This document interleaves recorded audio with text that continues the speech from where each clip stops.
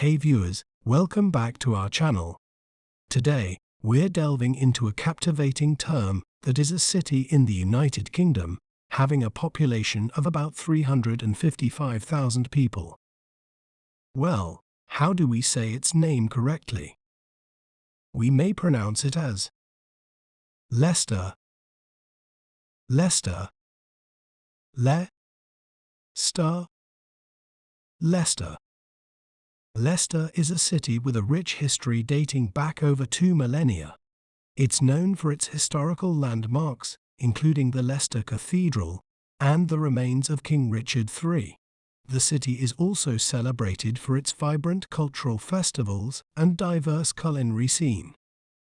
Isn't it fascinating how breaking down a word can make it clearer?